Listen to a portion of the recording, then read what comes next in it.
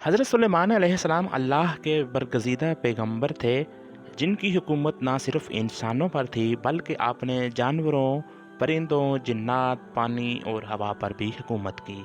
एक दफ़ा का ज़िक्र है, हज़रत सुलेमान अलैहिस्सलाम समुंदर के किनारे बैठे थे। आपने देखा एक चूंटी अपने मुंह में एक दाना लिए समुंदर की तरफ बढ़ रही है।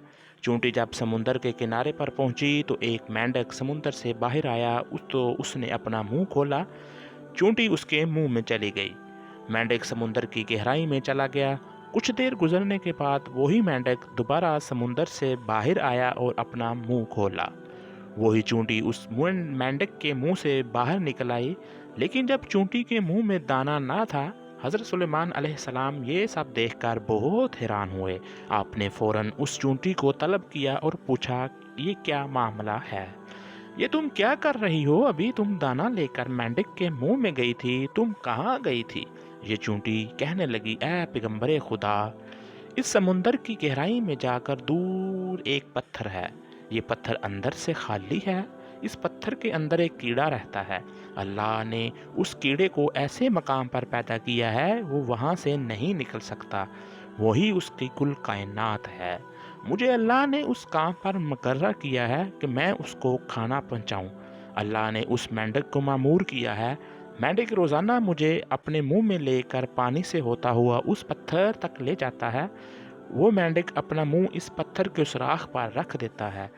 मैं उसके मुंह से निकलकर उस कीड़े तक जाती हूँ। वो अनाज मेरे मुंह में होता है। वो अनाज मैं उसके पास रख देती हूँ। ये मेंढक मेरा इंतज़ार करता रहता है। मैं वापस आकर उसके मुंह में दाखिल हो जाती हूँ। ये पानी में तैरते हुए मुझे वापस पानी से बाहर ले आता है। ये देखकर हज़रत सुलेमान के दिल में ख्वाहिश पैदा हुई कि क्यों ना मैं भी अल्लाह पाक की सारी मखलूक की दावत करूँ। हज़रत सुलेमान अलैहिस्सलाम अल्लाह से हम कलाम हुए और अर्ज़ करने लगे, ऐ मेरे माबूद, मुझे इजाज़त दें मैं तेरी तमाम मखलूक को पूरे साल खाना खिलाऊं। अल्लाह ने वही भेजी, ऐ सुलेमान, तुम इसकी कुदरत नहीं रखते। हज़रत सुलेमान ने फिर अर्ज़ की कि एक हफ़्ते की दावत की इजाज़त मिल जाए। अल्लाह पाक ने फिर वही भेजी, सुलेमान, तुम इसकी कुदरत नहीं रखते। हज़रत सुलेमान तीसरी मर्तबा फिर फरमाया, ऐ मेरे परवरदिगार, मुझे सिर्फ एक दिन की ही इजाज़त चाहिए। अल्लाह ताला ने तीसरी मर्तबा फिर फरमाया, ऐ सुलेमान, तुम इस पर कुदरत नहीं रखते।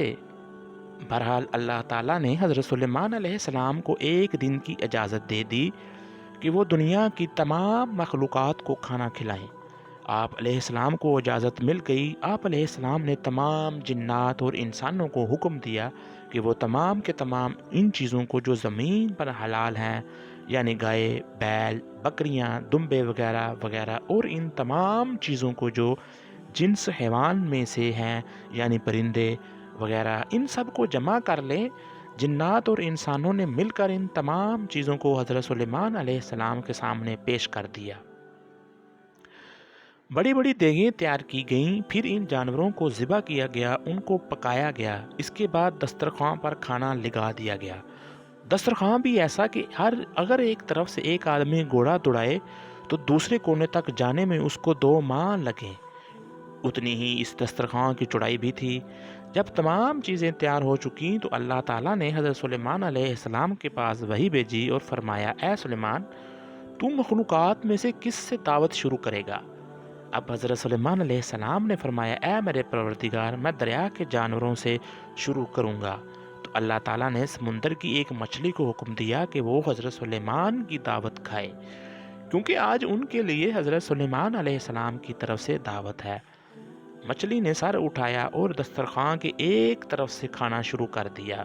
वो खाते खाते दूसरी तरफ पहुंच गई, यहाँ तक कि मछली हज़रत सुलेमान अलैहिस्सलाम का तैयार करदा सारा खाना खा गई। मछली कहने लगी, मेरा पेट नहीं भरा, मुझे और खाना खिलाएं। ए सुलेमान, आप खूब जान लीजिए, जो खाना आपने कई रोज से बनाया था, जिस खाने को आपको बनाने में कई दिन लग गए थे, इतना खाना मेरा परवरदिगार मुझे एक दिन में 3 मरतबा पहुंचाता है, और आज तक कभी भी उसमें कमी नहीं हुई। इसलिए ए सुलेमान, आज मेरे खाने से रुकने का सबब तो बना है, क्योंकि रिज़्क तो तूने अपने ज़ुम्मे लिया था और तूने मेरे खाने में कमी कर ली। इसी वक्त हज़रत सुलेमान अलैहिस्सलाम اللہ تعالیٰ کے سامنے سجدے میں گر پڑے اور کہنے لگے پاک ہے وہ ذات جو کفالت کرنے والی ہے، مخلوق کی روزی کے ساتھ مخلوق جانتی بھی نہیں کہاں سے آتا ہے۔